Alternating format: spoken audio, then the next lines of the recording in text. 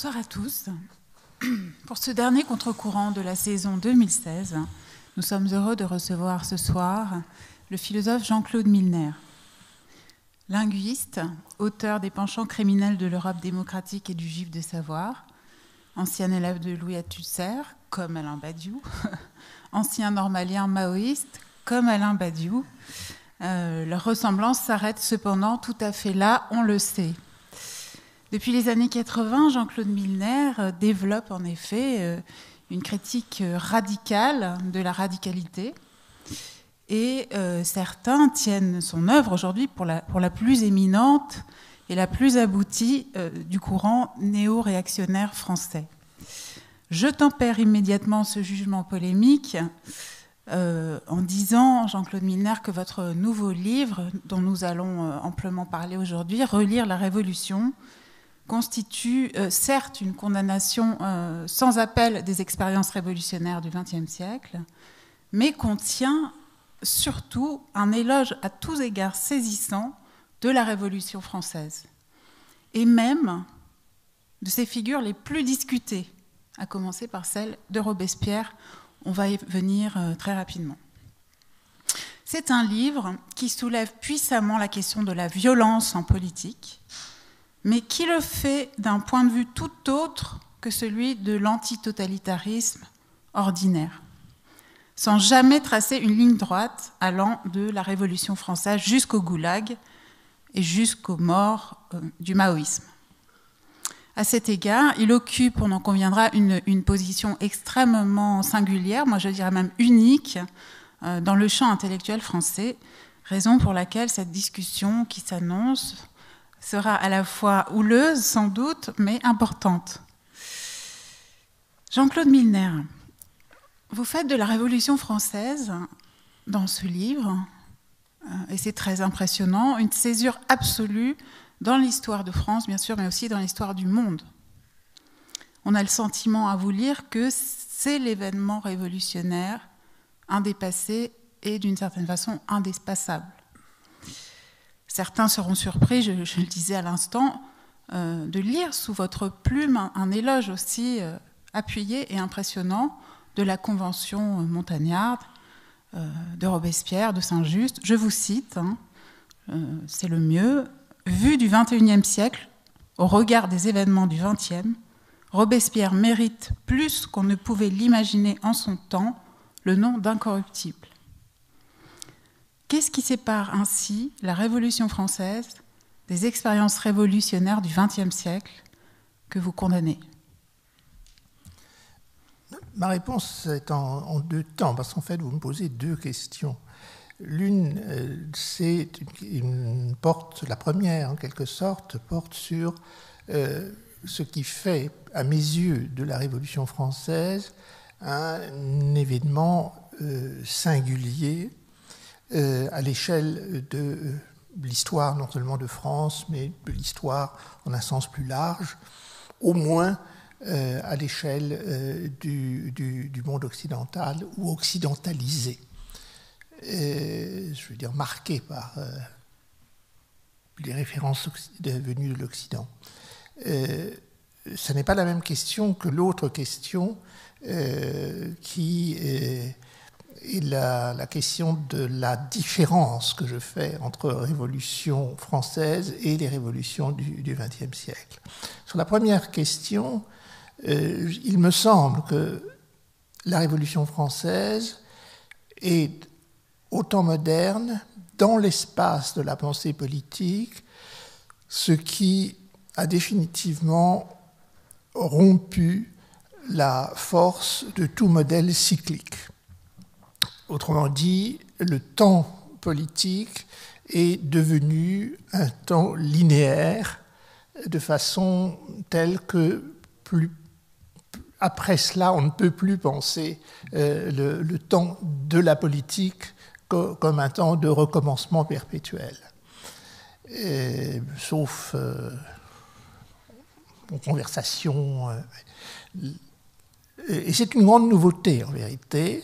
Le temps linéaire, avec césure, il existait Saint-Augustin, on avait jeté les bases dans la cité de Dieu, mais il restait dans la modélisation de la politique une très grande force d'un modèle récurrent, avec des avancées, pour même pas dire des avancées, des retours cycliques, passant de la monarchie à l'aristocratie, à la démocratie, et puis on revient, ce modèle que l'historien Polybe avait dressé, que Machiavel reprend, qu'on retrouve sous d'autres formes chez Bossuet, et qui est sous-jacent, et qui cesse de l'être à partir on peut dire, de 1815. Ce qui est paradoxal, parce qu'en vérité, beaucoup de Chateaubriand, par exemple, de 1815, se réfèrent à un temps cyclique, mais peu à peu, cette référence va perdre sa force, précisément parce que la Révolution française l'a vidée de son sens. Ça, c'est la réponse à votre première question, et je crois que on a affaire à une rupture dans la représentation du temps politique, qui fait qu'en vérité, le temps politique va pouvoir être mis en connexion avec le temps économique, dont Marx va montrer quelques années plus tard que c'est un temps linéaire, avec des césures, que c'est un temps où il n'y a pas de retour. Et de ce point de vue-là, je pense que la pensée marxiste, qui justement consiste à nouer ensemble la temporalité politique et la temporalité économique, doit sa possibilité à la Révolution française. Maintenant, deuxième question. La première grande différence, et pour moi en fait fondamentale, entre la Révolution française et les révolutions du XXe siècle, c'est que la Révolution française n'est pas une conséquence d'une situation de guerre et de présence ennemie aux frontières ou à l'intérieur du sol. Présence ennemie aux frontières, et d'ailleurs en fait sur le sol, je pense à 1917, où la présence allemande avait déjà occupé toute une partie de l'ancien empire russe, et évidemment de façon encore plus forte à la révolution chinoise, qui se pense elle-même liée à la résistance anti-japonaise à la suite de l'invasion d'une partie de la Chine par le Japon. Alors que la Révolution française naît dans un pays qui est l'un des plus puissants pays du monde à cette époque-là, en plus un pays en expansion, en vérité, en tout cas du point de vue de l'influence territoriale, un pays globalement prospère, et un pays en paix qui, en plus, vient de gagner par procuration une bataille importante, qui est la guerre d'indépendance d'Amérique, qui, dans la perception européenne de l'histoire du monde à cette époque, apparaît comme une victoire de la France contre l'Angleterre. C'est donc totalement à l'opposé de ce point de vue-là, de ce qui s'est passé pour les révolutions du XXe siècle. Et d'autre part, ça n'est pas fondamentalement une insurrection de la misère. Il y a des insurrections de la misère, bien entendu, dans le cadre de la Révolution française. Vous dites dans le livre que la misère concerne Paris, la cherté des elle est très concentrée dans les villes, très concentrée dans les villes. Et en tout cas, ça n'est pas une misère à l'échelle d'un pays tout entier, comme c'était le cas, par exemple, pour la Chine, où véritablement, on peut parler de misère, de dénuement dans le cadre de la guerre sino-japonaise. Donc,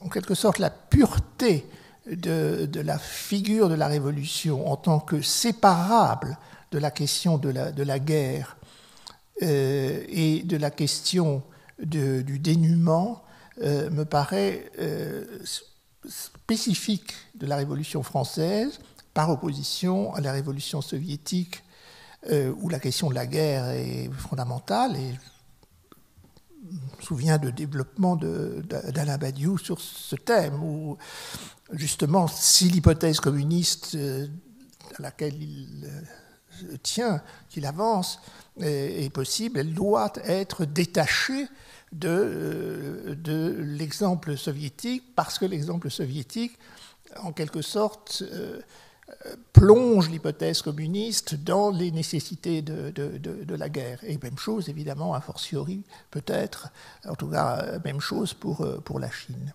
Voilà les deux grands repères de différence que je ferai. Alors, Badiou, peut-être, qu'avez-vous pensé en première lecture de cette critique, de cette attaque quand même massive, parfois assez violente, des expériences révolutionnaires du XXe siècle, adossée à un éloge impressionnant de la Révolution française? Oui, je crois qu'en introduisant, comme il vient de l'expliquer, cet éloge de la Révolution française, Jean-Claude Milner se donne en quelque sorte des moyens supplémentaires d'éreinter les autres. C'est-à-dire que, en particulier, il réserve en quelque manière l'authenticité du mot révolution, dans sa pureté, à la Révolution française, pour les raisons qu'il vient d'indiquer, c'est-à-dire sa séparation d'avec la guerre, sa séparation d'avec la misère. Mais le point essentiel, c'est que, aux yeux des acteurs des révolutions qui ont suivi la Révolution française, d'abord les révolutions entreprises par le mouvement ouvrier français, et notamment la Commune de Paris, ensuite la révolution bolchevique, et enfin les deux révolutions chinoises, la première révolution liée en effet à la libération nationale, et la deuxième, la révolution culturelle prolétarienne, non liée à une entreprise guerrière.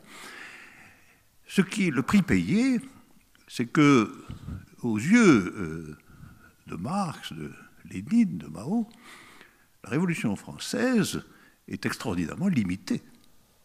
Elle est extraordinairement limitée dans sa signification historique, pour la raison qu'elle ne prend pas réellement position sur le noyau central de l'histoire des États et des organisations sociales depuis des millénaires, à savoir la fonction directrice de la propriété privée.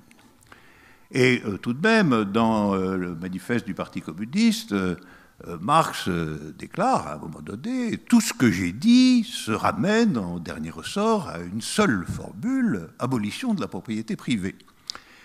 Les caractéristiques de la Révolution française sont intéressantes, sauf qu'elles se payent du prix que cette abolition de la propriété privée n'est aucunement de son domaine ou de son ressort, et que donc, du point de vue des révolutions modernes, c'est une révolution passée, qualifiée en vérité par les marxistes orthodoxes de révolution bourgeoise, c'est-à-dire une révolution qui en réalité ne touche pas au moteur même de l'organisation sociale et de ses conflits. Ça, c'est la première remarque que je ferai. Et la deuxième que je ferai, c'est que, enfin, je l'ai déjà introduite, c'est qu'il n'est pas tout à fait exact que l'ensemble des révolutions du XXe siècle aient été liées à la guerre, ce qui en effet, je l'accorde, était une limitation de leur essence propre, de leur essence politique propre, mais ce n'est pas le cas de la dernière d'entre elles, qui est la révolution culturelle en Chine, laquelle également éclate dans un pays apparemment stabilisé, dans le régime communiste classique, apparenté au régime soviétique qui est le sien. En fait,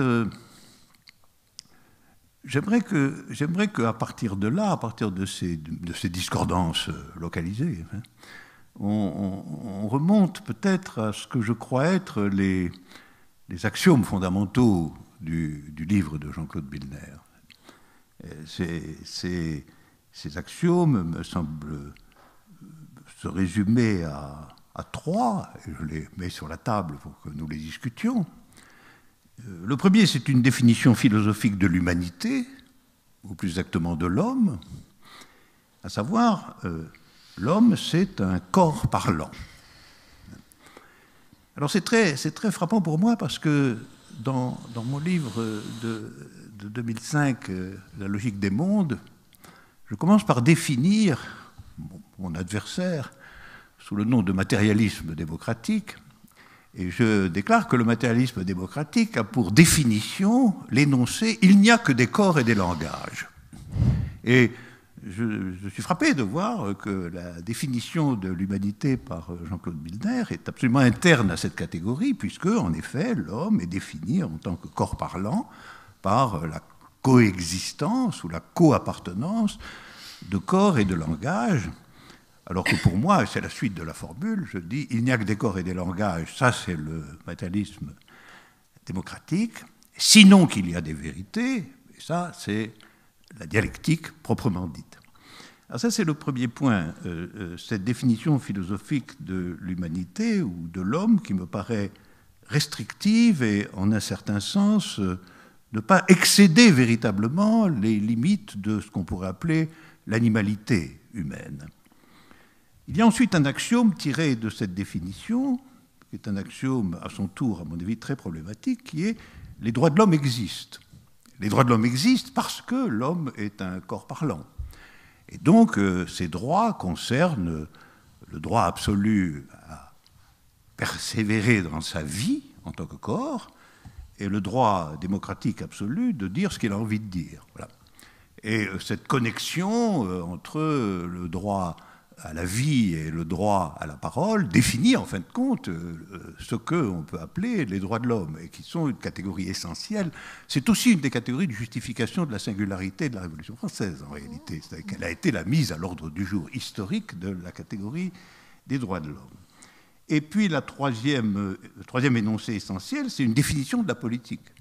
Une définition de la politique qui est tirée de l'axiome, qui est tout à fait originale, particulière, c'est la politique consiste à ne pas tuer ses adversaires. Alors, voilà, c'est cet ensemble-là, et la cohérence de cet ensemble-là que j'aimerais qu'on discute, avant d'en revenir aux détails du procès fait aux révolutions du XXe siècle, parce qu'elles sont frappantes, elles sont singulières, elles appartiennent véritablement à l'œuvre de Jean-Claude Milner, et malgré tout, je pense que c'est l'arrière-plan, les opérateurs constitutifs des jugements qui sont portés par lui sur les autres révolutions. Peut-être avant de vous céder la parole, Jean-Claude Milner, et pour que les choses soient bien claires pour tout le monde, effectivement, on trouve vers la fin de votre livre une définition de la politique comme, je cite, « technique de survie des corps parlants quand ils sont mis en coprésence simultanée », c'est-à-dire qu'il y aurait une sorte de danger inhérent à la présence simultanée des êtres humains, dangereux les uns pour les autres, et que la politique, justement, consisterait à trouver un moyen de ne pas aller jusqu'au meurtre, de ne pas aller jusqu'au crime. Voilà. Donc c'est une définition, en effet, très forte, que vous contestez, Alain. Absolument. Je rebondirai sur ce dernier point. Ne pas aller jusqu'au meurtre ou au silence imposé. Et si vous voulez, c'est en quelque sorte, on pourrait dire que je ne fais que répéter Hobbes, la différence que je perçois qu'Alain Badiou pourrait ne pas m'accorder, c'est que je situe appelons cela le risque fondamental, dans ce qui sépare l'homme comme corps parlant de l'animalité. Et dans la présentation qu'a faite Alain Badiou, mon oreille a tout de suite été attirée par l'équivalence qu'il institue entre corps parlant et réduction de l'homme à l'animalité. C'est évidemment une réduction une équivalence que je n'accepterai pas. Mais pour le reste, je me reconnais dans les axiomes qu'Alain Badiou a mis sur la table. Je ne suis pas sûr que j'aurais, moi, en quelque sorte, repris un moré géométrico, parce que je ne crois pas beaucoup au moré géométrico, mais enfin, c'est un détail, en un certain sens, par rapport à... Il est tout à fait vrai que je considère que non seulement la Révolution française a mis au centre de son action la préservation de la propriété privée en l'inscrivant dans la Déclaration des droits, mais non seulement j'admets cela d'un point de vue historique, mais en plus je considère qu'elle a eu raison de le faire. Et que c'est précisément en cédant sur ce point et en confondant la notion de propriété privée avec la notion juridique de propriété privée que Marx, en quelque sorte, a introduit une dérive. Ce que j'entends, moi, par propriété privée, c'est la propriété individuelle. Autrement dit, la propriété privée, dans le droit français, international, le droit bourgeois, si on veut, une société anonyme, c'est de la propriété privée, par opposition au public. Autrement dit, prenez, je ne sais pas moi, Esso ou Exxon, plus exactement. Exxon n'est pas la propriété de l'État, n'est pas la propriété d'un individu, pas de son directeur, c'est une propriété de ses actionnaires, mais à mes yeux, ça reste donc de la propriété privée parce que chaque actionnaire est propriétaire de ses actions, mais pour moi, ça n'est pas de la propriété privée au sens où je l'entends, et au sens où les révolutionnaires l'entendaient, me semble-t-il, ou en tout cas, c'est une question qu'ils se sont posée, la propriété privée est une propriété individuelle. C'est le « ceci est à moi » que décrit, que Rousseau met au point de départ de la société civile. C'est donc, j'entends propriété privée en un sens restrictif, mais je maintiens que non seulement c'est historiquement au centre de la Révolution française, mais deuxièmement, je pense que c'est une bonne chose que ce soit au centre de la Révolution française, c'est de ne pas l'avoir mis au centre que les révolutions du XXe siècle, inspirées par Marx, ont manqué une marche, disons. La deuxième remarque que je ferai, c'est que il est tout à fait exact que je mets la question de la survie, non pas simplement de la vie, mais de la survie, pour reprendre le terme de Spinoza, la persévération, est une question qui me paraît fondamentale, et qu'il n'y a pas de droit de l'homme s'il n'y a pas cela. Et c'est une toute autre affaire que la question que la question de la libération de l'homme par l'homme. Je ne mets pas la libération de l'homme par l'homme comme axiome, j'en fais une conséquence des droits de l'homme et de la survie. La troisième remarque, c'est que vraisemblablement, Alain Badiou a parfaitement raison de marquer le point de différence entre mon matérialisme démocratique, bourgeois après tout, puisque c'est une classe condamnée, pourquoi pas lui laisser ce dernier vers, entre mon matérialisme démocratique et le sien. Le point, c'est effectivement, il y a des vérités.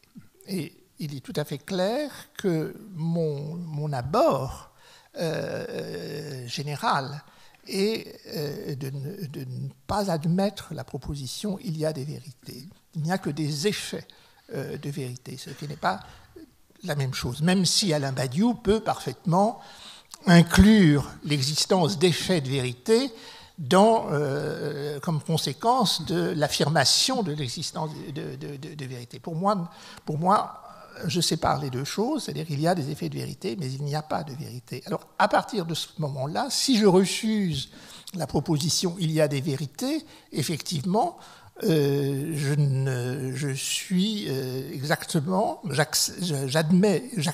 plus exactement, je revendique plus exactement encore ce point de séparation entre mon approche et celle d'Alabadiou. Et je pense que c'est tout à fait important, évidemment, et ça va embrayer éventuellement sur la différence à la fois à la fois très profonde et en même temps pas si profonde que cela d'un point de vue descriptif, la différence d'interprétation concernant la révolution culturelle, la grande révolution culturelle prolétarienne. Il me semble que chez Alain Badiou, cette révolution culturelle a comme pivot l'assertion « il y a des vérités ». Et que moi, n'acceptant pas cette assertion, j'ai à l'égard de cette révolution une attitude de rejet. Oui, je crois que l'essentiel est dit. Hein. C'est-à-dire que je soutiens qu'il y a des vérités et toi tu soutiens qu'il doit y avoir de la propriété. Oh. On peut le dire comme ça. Et de fait, je pense que la corrélation entre les deux, c'est aussi l'écart que tu ne signales pas assez, l'écart originel entre la définition même de ce que tu appelles la croyance révolutionnaire au long du XIXe siècle et les paramètres de la Révolution française. Parce que d'une certaine manière, la croyance révolutionnaire moderne s'est entièrement enracinée dans deux choses qui provenaient de Marx, mais n'en étaient pas la propriété personnelle. La première, c'était que, en effet, il y avait révolution dans les conditions modernes de la propriété industrielle, commerciale et financière de type capitaliste. Il y avait révolution que si on s'attaquait à cela. C'est-à-dire que si on inventait les moyens de créer une société dans laquelle le droit lui-même ne soit pas en réalité au service de l'hégémonie des propriétaires. Je voudrais signaler que ça, c'est une véritable rupture dans l'histoire de l'humanité, beaucoup plus extraordinaire que celle que tu proposes du passage des mythologies cycliques aux représentations linéaires. Parce qu'en vérité, l'organisation du pouvoir politique autour des formes successives de la propriété privée est la construction même de l'histoire de l'humanité depuis le néolithique, pratiquement. Ça a été d'abord le pouvoir, en quelque sorte, des figures de la propriété foncière, ça a été ensuite le programme des propriétaires dans la version plus moderne des appareils de production, c'est enfin le pouvoir des propriétaires de capitaux, c'est-à-dire d'une propriété quasiment immatérielle, mais beaucoup plus personnelle que tu le dis. Les véritables milliardaires du monde, on connaît leur liste, elle est publiée tous les ans, hein, dans les journaux. Et ils sont en compétition pour savoir lequel est le premier, lequel est le second. Et je voudrais rappeler que dans le monde d'aujourd'hui, 264 personnes, qui sont des individus et pas des sociétés, possèdent à peu près l'équivalent de 3 milliards d'autres. Hein. Donc, révolution, depuis le XIXe siècle, ça veut dire mettre fin à cet état de choses. Et esquiver la propriété, la question de la propriété privée, c'est quand même esquiver véritablement ce qui a constitué et constitue encore aujourd'hui la question révolutionnaire par excellence, qui est de savoir si c'est inéluctable ou pas que les sociétés soient organisées selon ce paradigme. De ce point de vue-là, la Révolution française, si admirable qu'elle soit par beaucoup de côtés, si intéressante, et tu lui rends une justice très, très, très fondée, hein, et que j'approuve. La personnalité de Robespierre est aussi pour moi une personnalité absolument remarquable. Mais néanmoins, du point de vue de la modernité, elle est une pré-révolution plutôt. Elle est l'ouverture de l'époque des révolutions, étant donné que ces révolutions, ensuite, s'attachent à pratiquer, à tenter de pratiquer cette rupture absolument inouïe dans l'histoire de millénaires d'humanité, qui consiste à proposer une organisation sociale qui ne soit pas en définitive une mouture de la dictature cachée des propriétaires, depuis les propriétaires d'esclaves et de propriétés foncières jusqu'aux propriétaires d'actions et de capitaux. De ce point de vue-là, je pense que l'histoire des révolutions modernes commence aux alentours de 1840-1848 et se poursuit avec des avatars divers jusqu'à la révolution culturelle. Que ces révolutions supposent quelques liens avec l'axiome « il y a des vérités », je le crois en effet. Je le crois en effet, c'est un désaccord. Je pense que ton scepticisme tempéré sur ce point éclaire aussi la satisfaction visible que tu éprouves dans ce livre, dans le constat que la croyance révolutionnaire est morte. Ce en quoi je crois que tu procèdes à un enterrement prématuré, hein, mais nous verrons dans la suite. Il y a des énoncés de plusieurs types dans votre livre à ce sujet, puisque je note aussi que vous écrivez « On ne peut pas exclure qu'elle revienne à propos de la Révolution, en réalité, et non plus seulement en images, quand on s'y attendra le moins. » Donc, mais ça, ce n'est pas la croyance révolutionnaire, c'est oui, la révolution. Non, mais peut-être la croyance révolutionnaire, les croyances, c'est très difficile de dire quand elles finissent, si j'ose dire. Donc je ne considérerais pas comme une réfutation le fait que la croyance révolutionnaire reprenne.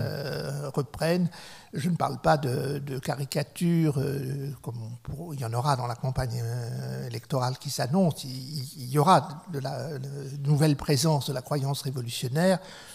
Je pense qu'on peut être d'accord les uns et les autres, sur le fait que ce ne sera pas une présence autre que caricaturale.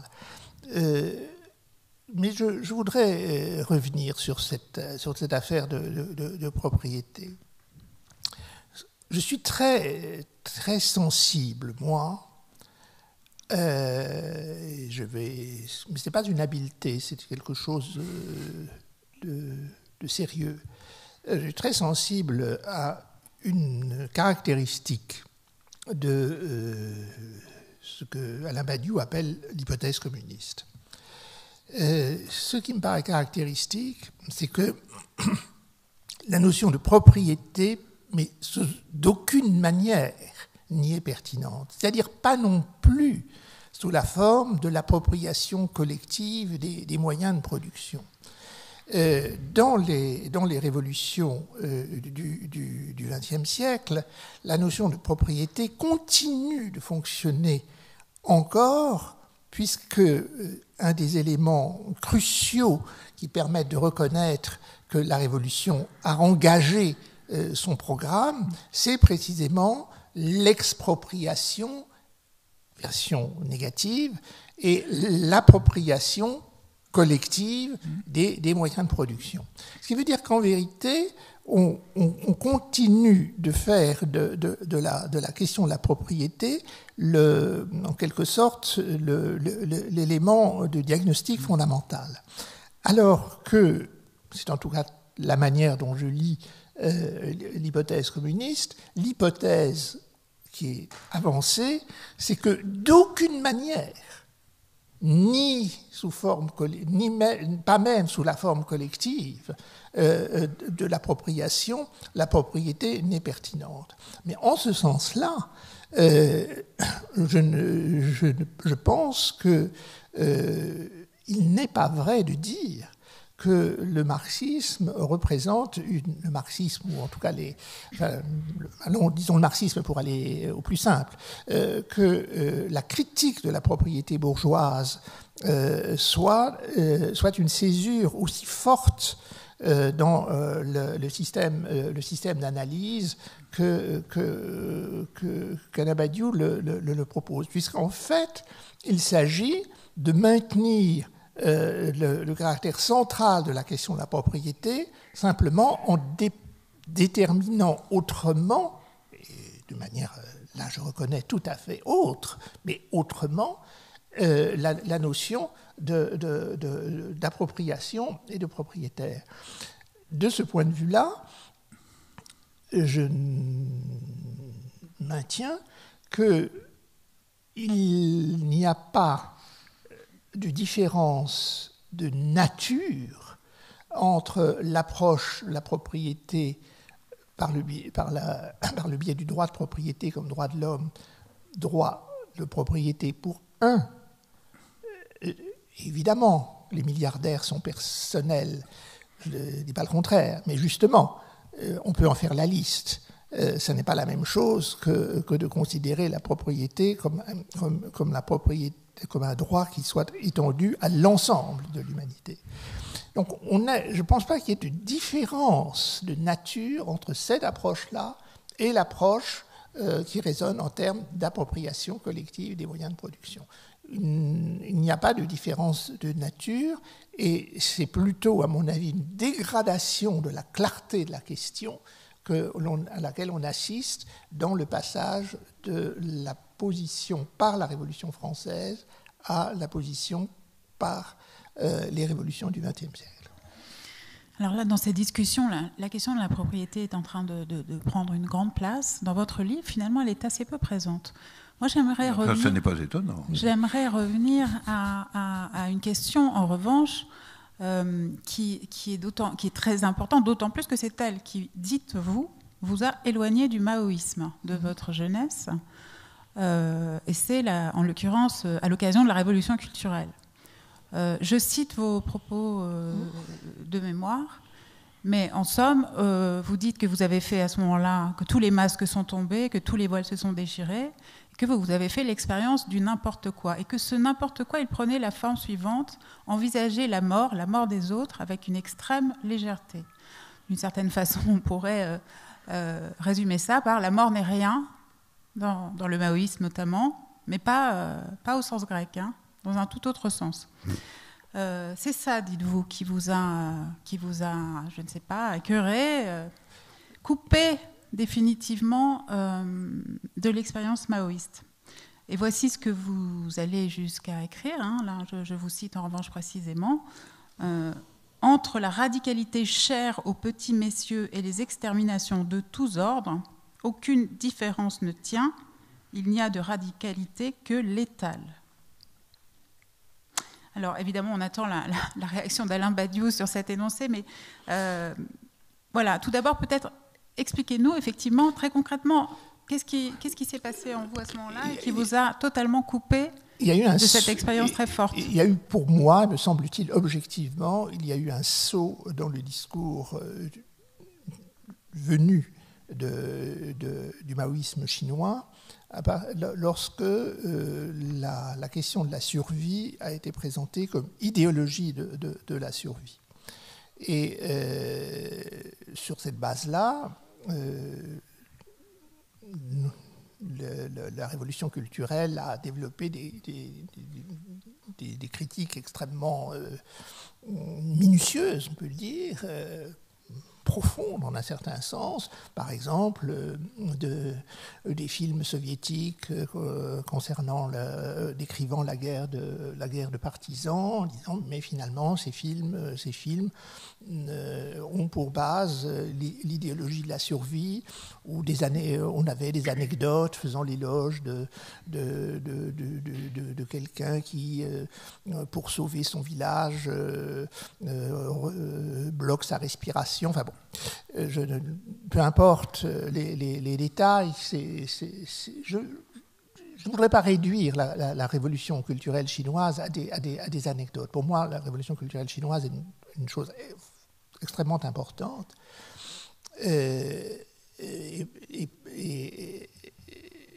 En tout cas, elle a été importante pour moi parce que je me suis dit, effectivement, si la question de la survie est une question d'idéologie, alors tout est permis.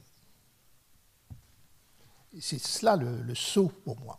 Après, les commentaires que je peux faire sur l'idéologie à caractère létal, les petits messieurs, etc., ça c'est pour, en quelque sorte, orienter le regard, mais ça ne dit pas l'essentiel de ma position. Oui, je crois qu'il faut tout de même, avant d'en venir là, puisque la révolution culturelle est l'épisode probablement le plus recouvert et le plus calomnié de l'histoire contemporaine, pour la raison tout simplement que le gouvernement chinois lui-même est parfaitement d'accord pour dire que la révolution culturelle a été une abomination, au point que, c'est un point qu'il faut connaître, le gouvernement chinois a pris la décision après 1976 de faire la chasse à tous les documents concernant la révolution culturelle et de les détruire. C'est une destruction de millions de papiers, de documents qui a été réalisée par l'État chinois pour pouvoir ensuite caractériser la révolution culturelle par la formule « les 10 années perdues ». Voilà. Les 10 années perdues. Perdues pour lui, ça, sans doute. Et je voudrais dire, il faut tout de même rappeler de quoi il s'agissait. Sinon, on ne peut pas couper vers l'idéologie de la survie sans rappeler de quoi cette révolution est faite. Cette révolution est en fait l'unique révolution qui ait eu lieu dans les conditions d'existence d'un État socialiste. C'est ça sa nouveauté radicale. Les États socialistes, jusqu'à présent, avaient vu des répressions d'État, des mouvements proches des affrontements internes aux partis, etc. Là, on a un soulèvement, d'abord étudiant, ensuite ouvrier, donnant lieu à la constitution de millions d'organisations de toutes sortes à travers le pays, à des affrontements locaux très importants, et non pas du tout à une vague unifiée, militarisée, enfin une situation de complexité sans précédent dans l'histoire. Et tout ça pourquoi ? Eh bien, tout ça pour définir en vérité quels étaient réellement les objectifs de l'État socialiste chinois. Est-ce qu'il s'agissait en réalité de poursuivre le mouvement vers le communisme, ou est-ce qu'il s'agissait de s'installer, comme de toute évidence l'avait fait l'État soviétique, sous le nom d'État socialiste, dans une forme de gestion qui, finalement, constituait une bonne partie des apparatchiks du Parti communiste, comme les nouveaux profiteurs, les nouveaux maîtres de la situation. Je rappelle que Mao Tse-tung, à un moment donné, on lui raconte qu'on lui a demandé, mais enfin, dans ce pays socialiste, où donc est la bourgeoisie, puisque vous prétendez attaquer de nouveau la bourgeoisie? Il a répondu, la bourgeoisie est dans le Parti communiste. Bon. Donc, il avait parfaitement conscience de la situation à laquelle il avait affaire. Et la révolution culturelle, c'est la première tentative, dans les conditions de l'État socialiste, de réactiver ce qui est la raison d'être de cet État, sa raison d'être théorique, à savoir le mouvement vers le communisme. C'est-à-dire non pas du tout le mouvement vers une nouvelle forme d'appropriation, mais le mouvement vers ce qu'on a appelé, parce que c'est une métaphore, la propriété du peuple entier voulant dire que la propriété à proprement parler est dissoute. Et les Chinois ont produit, y compris pendant la révolution culturelle, d'innombrables analyses et commentaires sur les différentes étapes du devenir en direction de la propriété du peuple entier, qui passait par le fait qu'il y avait des propriétés en effet intermédiaires, collectives, municipales, régionales, etc., mais que le but ultime était de dissoudre la propriété dans la figure de la propriété du peuple entier. La révolution culturelle, c'est ça. Alors, la révolution culturelle a eu une extrême gauche d'une radicalité considérable et qui a, en un certain sens, nui à son processus. Ça, c'est absolument exact. Le groupe qui a constitué la direction de fait de la révolution culturelle était un groupe impatient, souvent violent, qui traitait les complexités de la situation de façon unilatérale.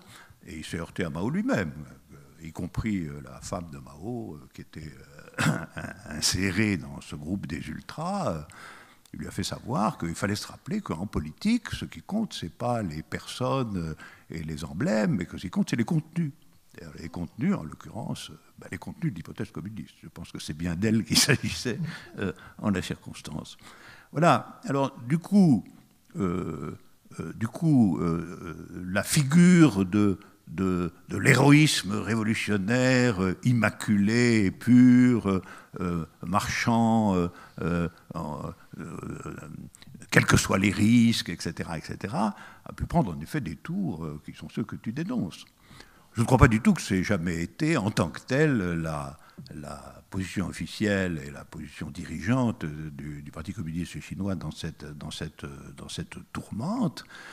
Ça a été simplement ce qui se passe toujours, y compris dans les périodes de mouvement, dans les simples périodes de mouvement, qui sont une radicalité subjective, une figure héroïque de l'engagement, qu'on reconnaît bien ailleurs que dans la Chine de la révolution culturelle. Là aussi, ce qui compte, c'est le contenu, c'est-à-dire autour de quoi tout cela tournait-il? Eh bien, c'était des questions tout à fait décisives et concrètes, comme par exemple, est-ce que l'usine d'un État socialiste diffère réellement, et pourquoi, et pour quelles raisons, de l'usine dans un pays capitaliste? Est-ce que l'ouvrier est dans la même position dans les deux cas? Est-ce que le protocole de production lui-même est le même? Et dans ce cas, si c'est le même, eh bien, il faut certainement trouver le point qui fait que cette identité indéfendable indique que le processus communiste n'est pas vraiment à l'œuvre et qu'il y a une stagnation dans la figure de l'État socialiste. Donc, comme on sait, une partie de ces propos subjectivés sur la question de la survie, ou aussi sur la question de la transformation de l'homme dans ce qu'il a de plus profond, etc. Toutes ces données-là ont été imputées, à mon avis, largement à juste titre, à Lin Piao, dans une des crises de la révolution culturelle.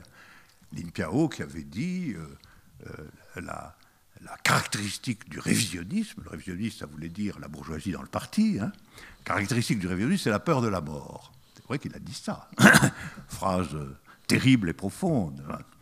Mais on ne peut pas ramener la révolution culturelle à cette tendance de son développement, parce que je voudrais rappeler que la révolution culturelle a mis aux prises des orientations politiques tout à fait différenciées, antagonistes et en même temps extraordinairement ramifiées et complexes, créant en réalité la situation de débat politique la plus extraordinairement démocratique qu'on ait jamais vue.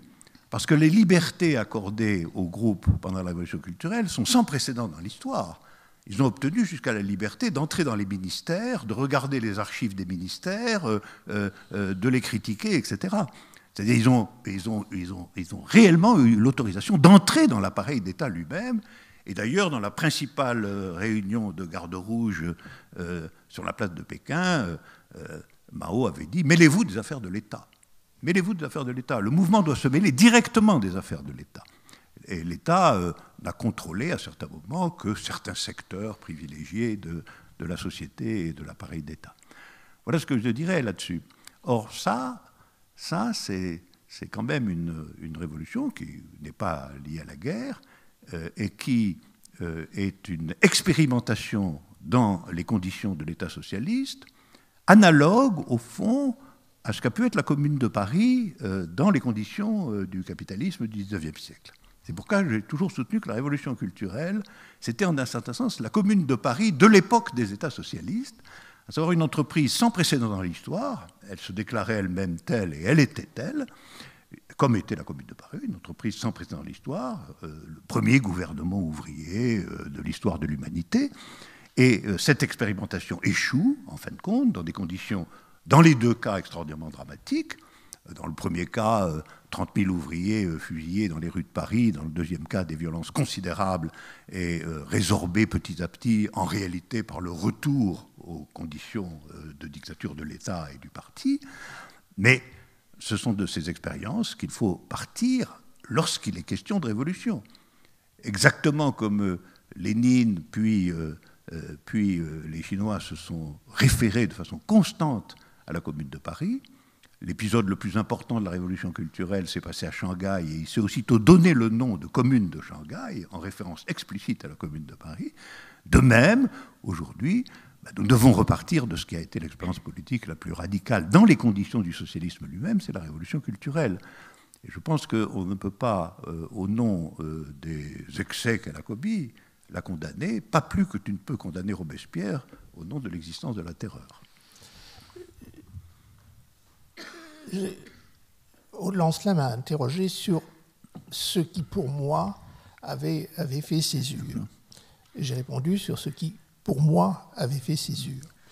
Et je crois que nous serons d'accord l'un et l'autre sur le fait que ce que nous recevions comme information sur la Chine à ce moment-là était très soigneusement déterminé et filtré. Si effectivement le pouvoir était aux mains de Lin Piao, nous recevions les informations chinoises que Lin Piao laissait passer. Donc je ne peux répondre, j'ai répondu à une question qui concernait ce qui avait pour moi fonctionné. C'est dans un second temps et d'ailleurs la phrase que citait Aude Lancelin parlait véritablement de la représentation qui a été tirée de la révolution culturelle. Maintenant, sur la révolution culturelle elle-même, mon livre dit très peu de choses, sauf une chose qui, à mes yeux, est importante, avec laquelle on peut être d'accord ou pas, qui est qu'il faut prendre au sérieux, alors c'est en français évidemment, il faut prendre au sérieux la dimension culturelle. Autrement dit, si la révolution repose sur la lutte de l'ancien et du nouveau, contre l'ancien, évidemment, la question de toute forme de culture se pose, puisque toute culture est d'emblée dans la détermination de l'ancienneté, ne serait-ce que d'un instant. Et cela pose évidemment la très grande question de la mémoire révolutionnaire,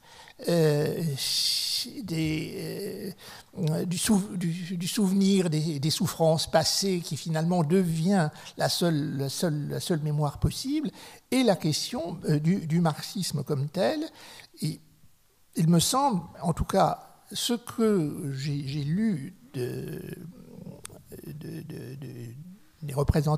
analyses qu'Alain Badiou a faites de la révolution culturelle ne m'ont pas amené à changer sur un point, à savoir que la révolution culturelle va mettre en question le marxisme comme tel et la notion de révolution comme telle. C'est-à-dire que si j'en avais eu les moyens, mais je ne les ai pas, il y aurait, je pense, à reprendre, évidemment, sous le chef de la pureté, en tout cas de la notion de révolution épurée de ces scories telles que les nécessités de la guerre ou l'héritage économiste du marxisme, etc., la question de la révolution, de la révolution telle qu'elle fonctionne dans la révolution culturelle chinoise. Mais il reste cette représentation et comme quand je parle de la légende ou de la croyance révolutionnaire, je ne parle d'un système de représentation qui a, par rapport à ce qui s'est passé dans les faits, finalement assez peu de relations. La place dans la croyance révolutionnaire de la révolution soviétique est elle aussi extraordinairement simplifiée et caricaturale par rapport aux complexités de la révolution soviétique elle-même. Et je ne parle pas du stalinisme qui a une place dans la croyance révolutionnaire extraordinairement simplifiée par rapport à ce que le stalinisme a été et la complexité. Donc, l'objection qu'Alain Badiou me fait sur le fait que je ne tiens pas compte des complexités dans les faits sont des objections que j'accepte, mais qui n'atteignent pas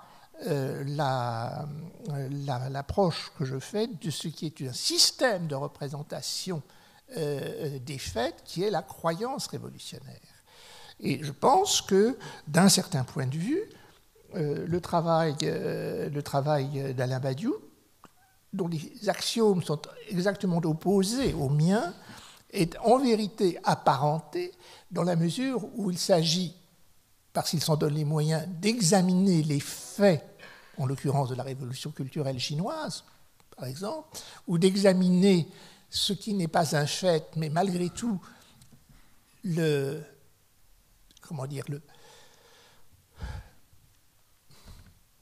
l'idée qui peut permettre d'évaluer les faits, à savoir l'hypothèse communiste, de se donner ces moyens-là pour épurer, en vérité, tout l'héritage de la croyance révolutionnaire. Donc, je crois, pour résumer les choses, que notre opposition concerne le fond, c'est-à-dire les axiomes. Là, je crois que c'est véritablement une fracture sur la question de la vérité, sur la question de tout ce que nous avons évoqué, mais sur l'abord, en quelque sorte, la volonté d'épurer les représentations, d'épurer les faits révolutionnaires de la représentation qui en a été donnée, je pense que, même si les résultats ne sont pas les mêmes, je pense que cette volonté-là est parallèle. Puisqu'on parle de la représentation des révolutions, de la mémoire, enfin des traces qu'elles laissent dans les mémoires collectives, il y a un des grands sujets de votre livre, c'est bien sûr les vicissitudes de la représentation de la Révolution française. Vous évoquez notamment les différentes offensives qu'elle a subies dans notre pays. Vous citez deux noms propres à ce sujet. Donc il y a François Furet, bien sûr, et puis François Mitterrand aussi, dans un passage très frappant de votre livre qui concerne le bicentenaire de la célébration de la Révolution française. Vous dites que la façon dont son souvenir aujourd'hui est transmis est largement abaissée, qu'elle est devenue une sorte de jeton hors d'usage que l'institution scolaire et l'État font encore circuler, mais qu'ils ont vidé de son sens. Vous écrivez « Rien ne peut arriver de pire à un non que ce mode de survie ». Est-ce que vous pouvez développer ce point ? Sur François Mitterrand, je crois qu'il est peu douteux, en tout cas à mes yeux, que sa formation propre, ce qu'on sait de sa formation personnelle, de son histoire personnelle, je pense que son interprétation de la Révolution française devait beaucoup plus à l'abbé Baruel, c'est-à-dire celui qui faisait de la Révolution le résultat d'un complot de francs-maçons, qu'aux historiens du type Mathiez ou Soboul, en tout cas à l'école d'interprétation marxiste ou marxisante de la Révolution française. Et je crois que non seulement cette représentation était présente dans son esprit, mais qu'il a véritablement voulu débarrasser la République française d'une figure souveraine encombrante, qui était la figure de la Révolution. Il y a été aidé par des circonstances, effectivement, la mise en rapport direct du stalinisme avec Robespierre, etc. Enfin, je passe sur les détails. Il y a deux choses qui m'ont frappé. Il y en a trois en réalité. Il y en a une que je cite dans mon livre, qui sont les fêtes du bicentenaire, qui ont été demandées, organisées par un très bon spécialiste du défilé, d'événementiel, qui s'appelait Jean-Paul Goude, et dont on peut dire qu'il était le spécialiste de l'éphémère. Autrement dit, ça veut dire que la Révolution française, c'est comme le défilé des Miss France. Ça dure une année, quoi. Et puis après, on passe à autre chose, à un autre défilé, qui sera le défilé, mettons, du 14 juillet, où chanter le temps des cerises en l'honneur de François Mitterrand, place de la Concorde. Enfin, Il y a une deuxième chose qui m'a beaucoup frappé, c'est la différence entre la désinvolture de la célébration du bicentenaire de la Révolution française et l'extraordinaire faste et implication personnelle que François Mitterrand, nouvellement élu, a mise autour du château de Versailles. Autrement dit, raccrocher en quelque sorte le pouvoir présidentiel français aux rois qui en 1000 ans ont fait la France, c'est la formule de Maurras. Faire de Versailles le lieu de célébration de la République telle qu'elle devait devenir, changer la vie, ça veut dire aussi oublier la Révolution. Le troisième point, je m'en suis rendu compte très récemment, c'est la légende suivant laquelle François Mitterrand a dépénalisé l'homosexualité en France. C'est une légende qu'on trouve partout, dans les associations. La réalité, c'est que l'homosexualité a été dépénalisée par la Révolution française. Et que, depuis ce moment-là, le Code civil a continué à maintenir cette dépénalisation. Il a fallu attendre Vichy pour, par un biais, rétablir un traitement différentiel de l'homosexualité par rapport à l'hétérosexualité dans des affaires en quelque sorte d'ordre public, de désordre sur la voie publique, par une mesure qui n'a été abolie que très tard, et pas par Mitterrand, par Raymond Barre. Donc, non seulement la Révolution française n'a pas été célébrée comme elle devait l'être, mais une des grandes mutations sociétales, comme on dit, dues à la Révolution française, eh bien, a été versée au compte de François Mitterrand. On ne peut pas rêver plus déplacement plus complet. C'est à la fois un détail et pas un détail. Le rôle de François Furet, il était là, si j'ose dire, il avait une présentation, une vision des choses d'un historien, très bien. Il a servi à ce moment-là. S'il n'avait pas été là, ça aurait été pareil. On se serait appuyé sur quelqu'un d'autre, Taine, s'il l'avait fallu, enfin, peu importe. C'est à la fois, je dis, un détail et pas un détail, parce que ça engage un processus qui est un processus actuellement en cours dans le système d'enseignement public, qui est la déshistorisation systématique. Autrement dit,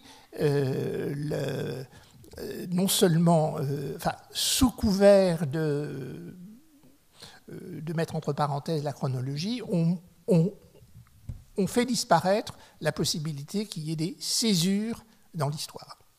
Que la Révolution française en soit une, pas forcément la seule. Ça veut dire aussi que la Commune de Paris, par exemple, n'apparaîtra d'aucune manière. Elle apparaissait déjà pas beaucoup dans l'enseignement que nous recevions autrefois, mais là, plus du tout. Donc il y a quelque chose qui s'est passé et qui a une conséquence assez grave. C'est que l'enseignement public français, ayant en quelque sorte retiré l'historisation de la transmission des connaissances, eh bien, il y a une demande d'histoire qui n'est pas comblée par l'enseignement. Et il est clair qu'il est comblé par des forces telles que le Front National. Oui, mais sans agressivité, je voudrais dire qu'en un certain sens, tu contribues à cette déshistorisation. Je m'attendais à cela. Oui, parce que d'une certaine façon, il est évident qu'une partie de l'historisation reposait nécessairement sur l'existence interne à l'histoire d'hypothèses stratégiques significatives. Sinon, l'histoire, en réalité, on comprend qu'elle soit anecdotique ou sans intérêt. Donc, l'histoire telle qu'on pouvait se passionner pour elle, c'était en effet l'histoire des révolutions et des contre-révolutions, enfin, l'histoire des affrontements autour de la question révolutionnaire.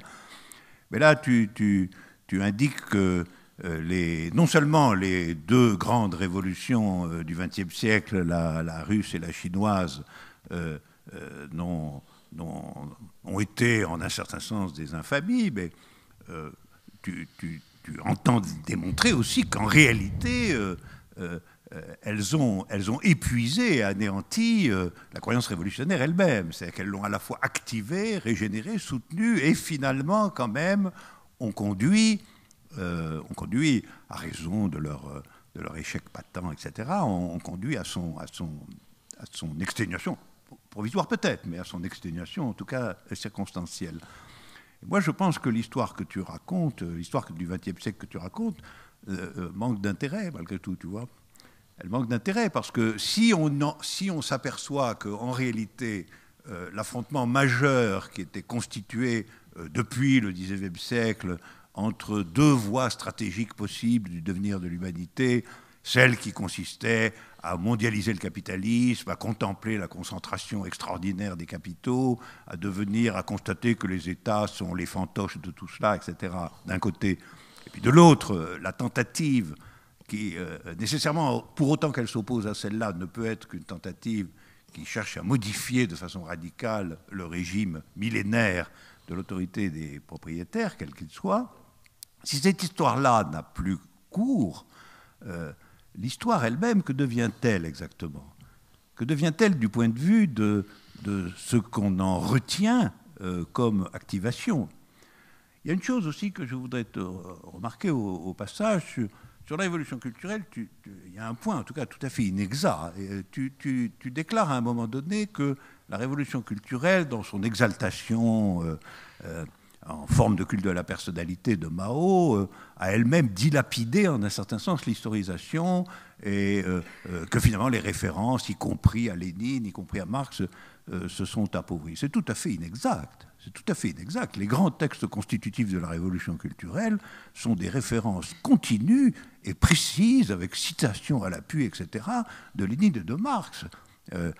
On a des piles de documents, d'affiches, de garde rouge, etc., qui sont la vraie vitalité du léninisme au XXe siècle. Donc il n'y a pas eu du tout abolition de l'histoire et de la mémoire.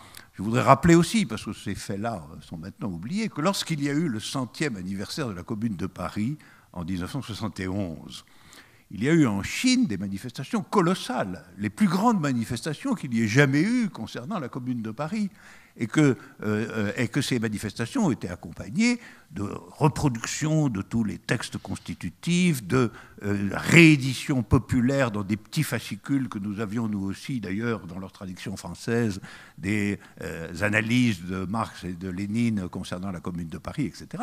Donc au contraire, une intensité de la représentation et de la présence historique qui était elle-même en un certain sens sans précédent. Je me souviens que nous trouvions extraordinaire de voir, y compris des photos de ces manifestations gigantesques célébrant la Commune de Paris dans des villes, dans des capitales chinoises, comme nous utilisions constamment la circulation des innombrables fascicules, brochures, etc., reproduisant les textes fondamentaux de Lénine et de Marx. On peut dire que la révolution culturelle a été au contraire un réexamen en situation comme il n'y en a nulle part eu de la même ampleur, de l'héritage marxiste. Et ça, c'est un point important dans ce que tu appelles l'histoire de la croyance révolutionnaire, parce que l'histoire de la croyance révolutionnaire, à mon avis, ce n'est rien d'autre que l'histoire de la vie, de la force ou de la faiblesse, du déploiement de l'hypothèse communiste dans l'histoire aujourd'hui.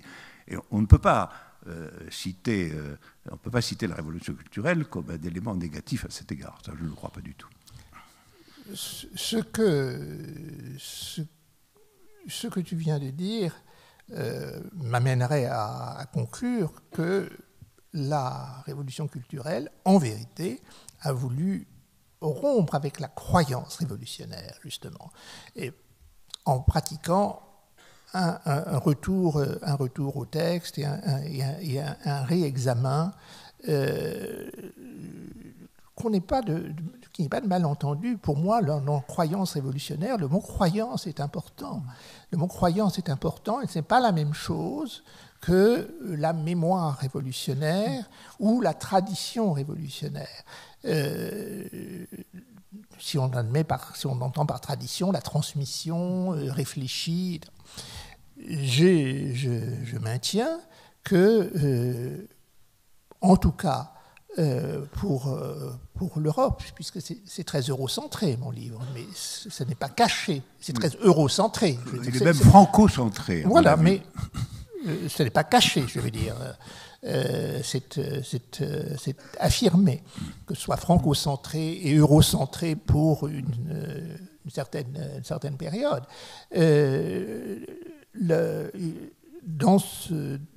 Dans cet espace que j'ai choisi, croyance et mémoire s'opposent véritablement. Ça, c'est une première remarque. Donc, comme je suis prêt à admettre sur la révolution culturelle chinoise beaucoup de choses, dans la mesure où je reconnais tout à fait que je suis dépendant, en vérité, dans les travaux qui ont été faits, il y en a guère qui soient comparables à ce que tu as fait. Donc, je dépends de toi sur ce point. Bon. Donc, si je te donne raison, alors ça me donne raison de distinguer croyance et mémoire. Je te l'accorderai, ça. Voilà. Le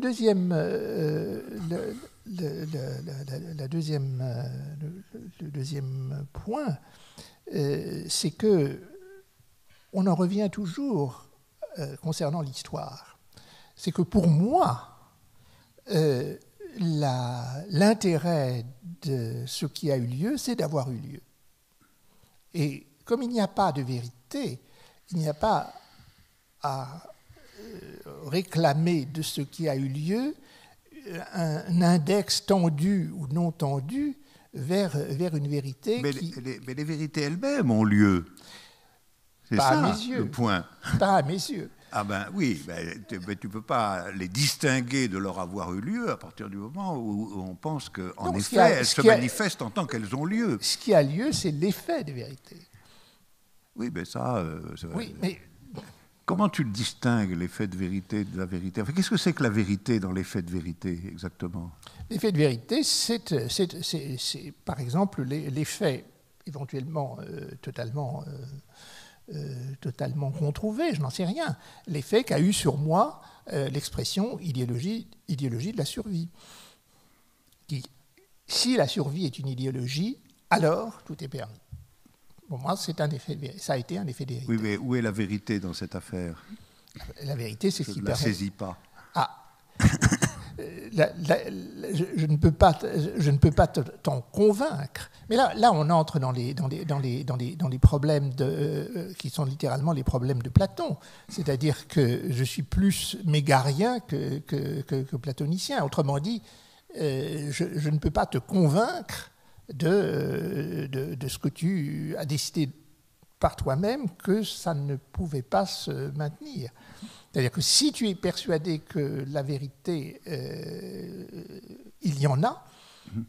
Les vérités, il y en a. Celui qui ne croit pas cela ne peut pas te convaincre de ce qu'il avance. Là, je crois qu'on est des deux côtés du précipice. Alors restons-y. Voilà. Pour en venir peut-être à la situation présente et au vécu révolutionnaire actuel, puisque le temps file et que l'émission touche à sa fin, vous affirmez, Jean-Claude Milner, on y a fait allusion tout à l'heure, que la croyance révolutionnaire qui avait longtemps gouverné les esprits à l'échelle du monde a fortement décliné, et ce, jusqu'à quasiment disparaître, hein, si je résume votre propos. Vous écrivez la chose suivante, qui, je trouve, donne à penser sur notre situation politique présente. De tous les discours qui mobilisent aujourd'hui la résistance sociale dans les sociétés industrielles, entre parenthèses écologie, décroissance, voilà, vous citez quelques thèmes mobilisateurs à gauche, on peut affirmer qu'ils mettent spontanément la révolution de côté. C'est-à-dire que, là, pour le coup, l'hypothèse révolutionnaire, dans les forces progressistes actuelles, n'est pas un des moteurs. C'est effectivement ma conviction.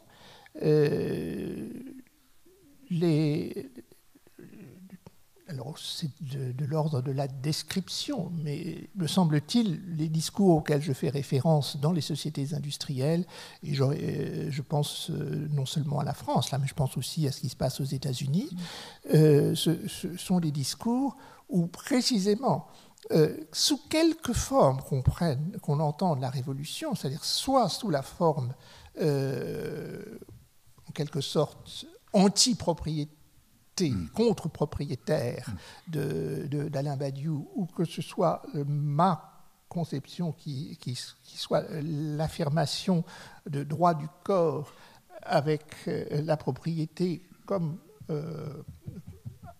incluse dans les droits du corps, que ce soit les deux interprétations, aucun des discours qui se présentent comme discours de radicalité n'en fait état. Ce sont des discours qui disent, en gros, ce que vous croyez être des changements importants ne sont pas importants. Ce qui est important, pratiquement, peut-être que je caricature, mais si vous prenez par exemple la climatologie, le discours sur le climat, c'est en gros, le climat, fondamentalement, c'est hors de la portée des êtres humains. Mais les êtres humains doivent faire comme si ils y pouvaient quelque chose. Et il y a énormément de discours de ce type-là, alors que le discours révolutionnaire, je répète, sous quelle que soit la forme que l'on en prenne, celle de Badiou ou la mienne, revient à la formule de Marx, c'est-à-dire que l'homme se pose des problèmes qu'il peut résoudre. C'est à mon avis cela qui est en perdition. En vérité, là, je serais assez d'accord, justement, avec le risque qu'on finisse par conclure par un accord qui serait quand même une conclusion. Oui, parce qu'en réalité, il est bien vrai que une revendication ou une demande ou une protestation ou une proposition doivent être jugées, de mon point de vue, à l'aune d'un certain nombre de principes issus de l'hypothèse révolutionnaire elle-même. De l'hypothèse révolutionnaire, le mot révolution n'est pas forcément le plus approprié dans cette affaire. Enfin, de l'hypothèse politique stratégique, de la rupture stratégique qu'on a dans l'esprit en parlant. Et comme dans la plupart des cas, ce critère n'est pas réellement mis à l'ordre du jour, n'est pas investi, n'est pas pratiqué, je reconnais qu'aujourd'hui, dans la plupart des phénomènes qui se présentent sous le signe de la radicalité, quelque chose fait défaut qu'on peut appeler la croyance révolutionnaire, si l'on veut, qu'on peut subjectiver sous le nom de croyance révolutionnaire. Mais c'est quelque chose qui fait défaut, c'est une pensée stratégique de la politique.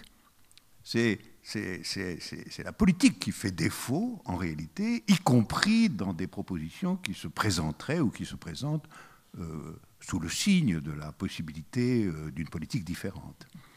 Parce que c'est ça le point, finalement, c'est que, en fait, bien plus importante que la question de la différence entre croyance, mémoire, etc., auquel on peut accorder effectivement bien plus importante que ça, et la question fondamentale de savoir s'il existe aujourd'hui une politique dont la stratégie ne soit pas interne en réalité, sous une forme ou sous une autre, aux conditions générales de l'ordre établi. Voilà. Et je pense que dans l'ordre actuel des choses, on peut pour l'instant répondre négativement à cette question. Une telle politique, en réalité, n'existe pas, et c'est pourquoi nous sommes dans une autre époque que l'époque des États socialistes qui ont précédé. Cette politique n'existe pas et elle doit être par conséquent refaçonnée, réinventée. Mais après tout, en 1848, elle n'existait pas non plus. Elle n'existait pas non plus. Et en un certain sens, au moment où Lénine écrit Que faire, elle est aussi dans un complet désarroi. Elle a été empatouillée dans la social-démocratie allemande et elle est devenue collaboratrice et inefficiente. Donc, ces structures du recommencement de l'hypothèse politique stratégique dont nous avons besoin pour ne pas être purement et simplement prisonniers, y compris mentalement, du conservatisme dans le monde tel qu'il est, c'est un épisode qui a déjà eu lieu. Il faut s'inspirer de cet avoir eu lieu, précisément, pour recommencer. Recommencer. Un dernier mot, peut-être, Jean-Claude Mineur. Eh bien, j'inclurais dans le recommencer le relire. J'ai relu La Révolution. Je termine en ouvrant la possibilité d'un recommencement. Je ne le garantis pas. Mais je pense que des relectures de cet ordre, enfin, on ne dit pas exactement les mêmes nécessairement, mais enfin, de cet ordre seraient souhaitables sur tout ce qui s'est présenté comme révolution au XXe siècle. On ne peut pas exclure que la révolution revienne quand on s'y attendra le moins. Vous écrivez ça, on néanmoins. On ne sait ni le jour ni l'heure. Ça, c'est bien vrai. Ça, c'est bien vrai. Merci à tous.